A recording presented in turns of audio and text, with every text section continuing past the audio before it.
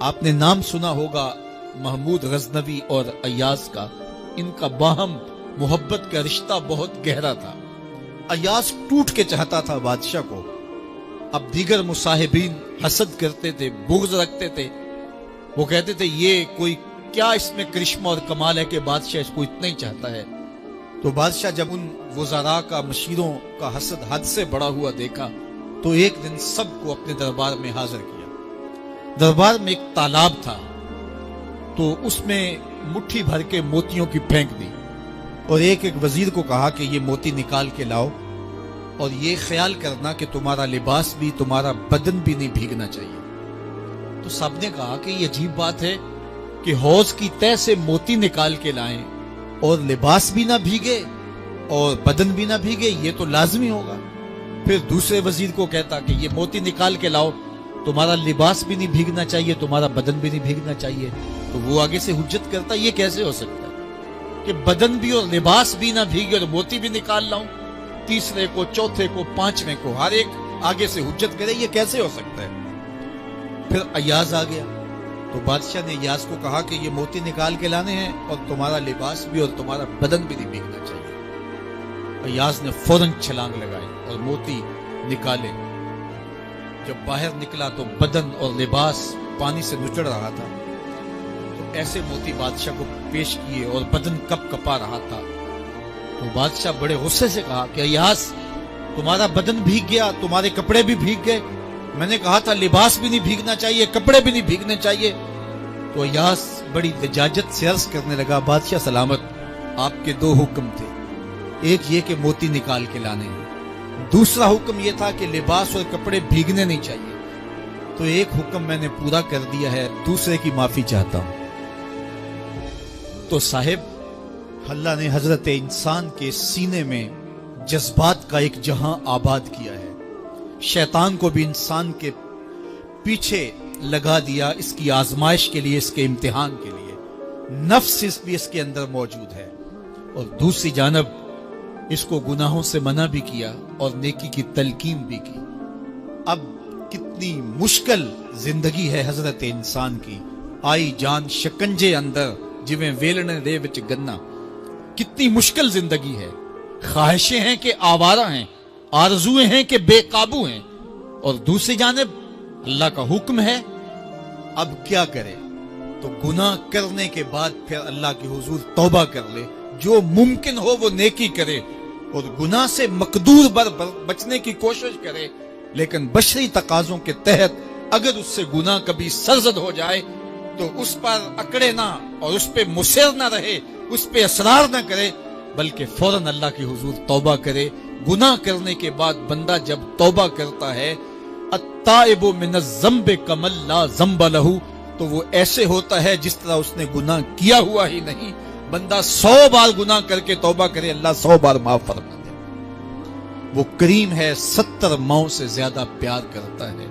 تو بندے اس کی دہلیز پہ جب توبہ کرتے ہیں، رجوع کرتے ہیں اور اس سے معافی مانگتے ہیں، تو وہ یہ نہیں دیکھتا کہ یہ گناہ گار کتنا بڑا ہے، وہ یہ دیکھتا ہے کہ یہ میری دہلیز پہ آیا ہے اور اس کے ما قبل کے سارے گناہ معاف بھی کرتا ہے، بلکہ گناہوں کو بدل کے نیکیوں میں بھی تبدیل کر دیتا ہے۔ آئیے اب قرآن مجید میں ان لوگوں کی کہانی بھی پڑھیے جو اپنی زندگی کو اپنے مالک کے نام لگا چکے ہیں، اور ان سے اگر کوئی معاملہ سرزد ہو جاتا ہے تو وہ کس قدر اللہ سے ڈرتے ہیں۔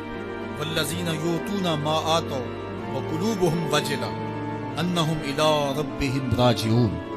فرمایا کہ وہ لوگ جب ان سے کوئی خطا سرزد ہو جاتی ہے، کوئی گناہ ہو جاتا ہے، تو ان کے دل لرز جاتے ہیں، خوف خدا سے وہ کانپنے لگ جاتے ہیں۔ انہم الی ربہم راجعون، تو وہ اپنے رب کی طرف رجوع کرنے والے ہوتے ہیں۔ اگر ان سے کبھی کوئی گناہ سرزد ہو جائے، ان سے کوئی غلطی سرزد ہو جائے، تو پھر اس پہ ضد نہیں کرتے، اس پر مصر نہیں ہو جاتے، اس پر حجتیں اور دلیلیں نہیں لاتے، بلکہ وہ کیا کرتے ہیں، فوراً اللہ کے حضور رجوع کرتے ہیں اور معافی مانگتے ہیں۔ اور اللہ کو یہ بہت پسند ہے کہ کوئی مجھ سے معافی مانگے، اور اللہ انہیں معاف کر دیتا ہے۔ اللہ اکبر۔ حضرت عبداللہ ابن مسعود رضی اللہ تعالیٰ عنہ فرماتے ہیں کہ مومن کی یہ شان ہے کہ جب وہ گناہ کر بیٹھے تو وہ یوں محسوس کرتا ہے جس طرح پہاڑ تلے آ گیا ہے۔ یہ اس کی کیفیت ہے کہ گناہ کرنے کے بعد، نافرمانی کرنے کے بعد اس کا دل لرز اٹھتا ہے۔ وَقُلُوبُهُمْ وَجِلَةٌ، ان کے دل خوف خدا سے لرزنے لگ جاتے ہیں کہ ہم سے یہ گناہ کیوں سرزد ہو گیا، یہ تو اللہ کی ناراضگی کا سبب ہے۔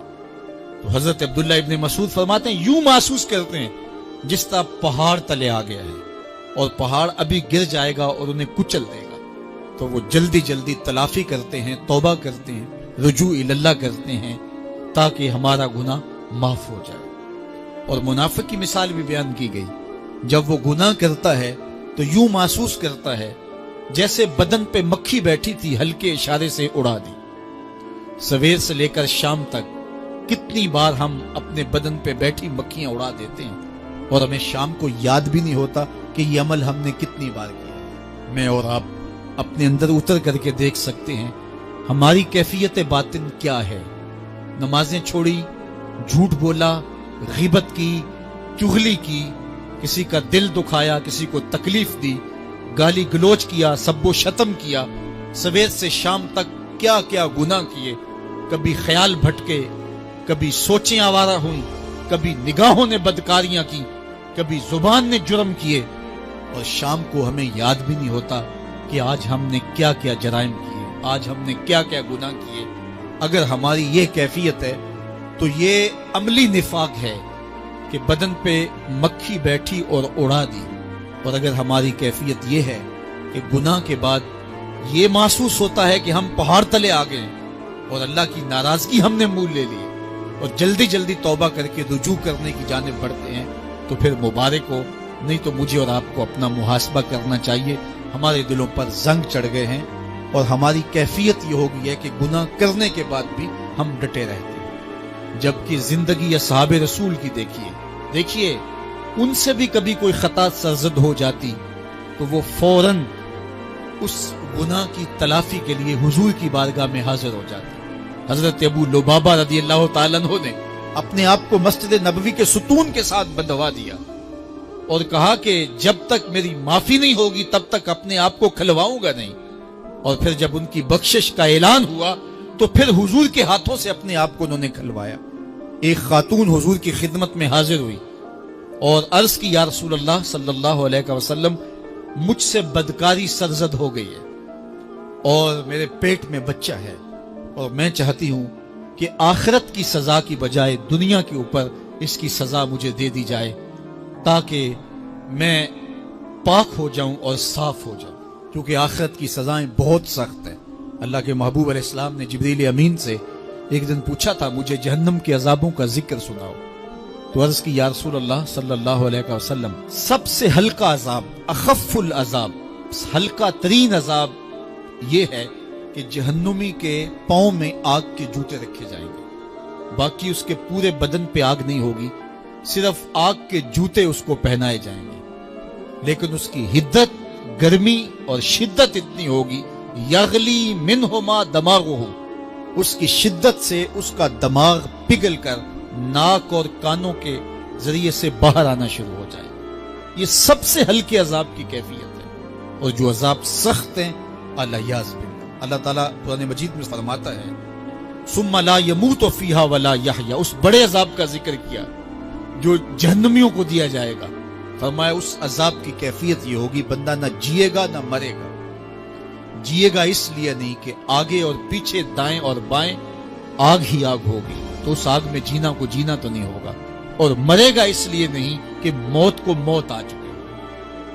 جنت میں جنتیوں کو ایک ہی ڈر اور خدشہ ہوگا کہیں موت نہ آ جائے، اور جہنمیوں کو ایک ہی امید ہوگی کہیں موت آ جائے اور جان چھوٹ جائے۔ اللہ تعالیٰ مینڈے کی شکل میں موت کو لائے گا اور موت کو ذبح کیا جائے گا۔ جنتی جنت سے اور جہنمی جہنم سے دیکھ رہے ہوں گے۔ جب موت کو ذبح کر دیا جائے گا، اب موت نہیں ہے، تو جنتی اتنے خوش ہو جائیں گے کہ اگر موت کو موت نہ آئی ہوتی تو یہ خوشی سے مر جاتے، اور جہنمی اتنے مایوس، دکھی اور پریشان ہوں گے کہ اگر موت کو موت نہ آئی ہوتی تو یہ صدمے سے مر جاتے۔ تو وہ کتنا سخت عذاب ہوگا الیاذ باللہ کے ہلکے ترین عذاب کی کیفیت یہ ہے کہ پاؤں میں آگ کا جوتا اور دماغ پگھل کے ناک اور کانوں کے راستے سے باہر آ جائے۔ تو اس نے عرض کی یا رسول اللہ صلی اللہ علیہ وسلم میرے اوپر حد جاری کر دیجئے، اور اس نے کہا کہ میرے پیٹ میں جو ہے وہ بچہ ہے۔ اللہ کے محبوب علیہ السلام نے فرمایا جاؤ جب بچہ پیدا ہو تو پھر آنا۔ وہ چلی گئی، تو جب بچہ پیدا ہوا تو گود میں اٹھائے پھر حضور کی خدمت میں حاضر ہوئے اور عرض کی یا رسول اللہ یہ ہے بچہ جو میں نے گناہ کیا تھا، بدکاری کی تھی، آج یہ اس کی نشانی ہے۔ تو اللہ کے محبوب علیہ السلام نے فرمایا کہ اسے لے جاؤ اور اسے دودھ پلاؤ، اور جب یہ کچھ کھانے پینے لگ جائے گا تو پھر آنا۔ تو تھوڑی دیر کے بعد، کچھ دنوں کے بعد وہ دوبارہ حاضر ہوئی اور اس نے اس بچے کے ہاتھ میں روٹی کا ٹکڑا دیا ہوا تھا اور عرض کی یا رسول اللہ دیکھ لیجئے اب یہ روٹی کھانے لگ گیا ہے۔ اللہ اکبر۔ تو اللہ کے محبوب نے فرمایا انہیں لے جاؤ اور جا کے انہیں سنگسار کر دو۔ اس کی یہ حد بنتی تھی، اس کو سنگسار کیا اور اس نے خود یہ سزا اپنے لیے قبول کی۔ مائز ابن مالک اسلمی عرض کی یا رسول اللہ طہرنی، مجھے پاک کر دیجئے۔ میرے حضور نے فرمایا جاؤ اللہ سے معافی مانگو۔ وہ گئے اور معافی مانگی، بے چینی اتنی تھی، پھر آ گئے اور عرض کی طہرنی یا رسول اللہ، حضور مجھے پاک کر دیجئے۔ فرمایا جاؤ اللہ سے معافی مانگو۔ وہ گئے، معافی مانگی، پھر پلٹ آئے، تیسری مرتبہ، چوتھی مرتبہ۔ آقا کریم نے فرمایا فیما اطہرک، تمہیں کہا اللہ سے معافی مانگو، کریم ہے معاف کر دے گا، تم پھر پلٹ آتے ہو، تمہیں کس جرم سے پاک کروں؟ قال من الزنا، عرض کی مجھ سے بدکاری ہو گئی ہے اور میں چاہتا ہوں کہ دنیا پر فارغ ہو جائے۔ حضور نے فرمایا کہ اس کا توازن عقلی تو ٹھیک ہے، عرض کی حضور صحیح الحواس ہے۔ کہا کہ یہ نشے میں تو نہیں کہہ رہا، کسی نے اٹھ کے منہ سونگا، کہا حضور ایسی بات بھی نہیں۔ فرمایا تم سوچ لو کیا کہہ رہے ہو؟ کہا حضور جو میں کہہ رہا ہوں وہ سچ کہہ رہا ہوں، مجھ سے گناہ سرزد ہو گیا اور میں چاہتا ہوں کہ دنیا پر ہی فارغ ہو جائے۔ اللہ کے محبوب علیہ السلام نے فرمایا کہ انہیں سنگسار کر دو۔ مائز ابن مالک اسلمی کو سنگسار کر دیا گیا۔ جب ان کا جنازہ اٹھا تو حضور بھی جنازے کے جلوس میں تھے۔ کسی کی زبان سے نکلا لو مائز نے گناہ کیا تھا، بس یہ بات سننے کی دیر تھی، اللہ کے محبوب کے چہرے پہ جلال آ گیا۔ میں خبردار اگر کسی نے میرے مائز پہ بات کی، میرے مائز نے ایسی سچی توبہ کی ہے اگر روئے زمین کے تمام مسلمانوں میں بانٹ دی جائے لکفاہم، سب کی مغفرت ہو جائے۔ انہوں نے اپنے آپ کو خود پیش کیا ہے۔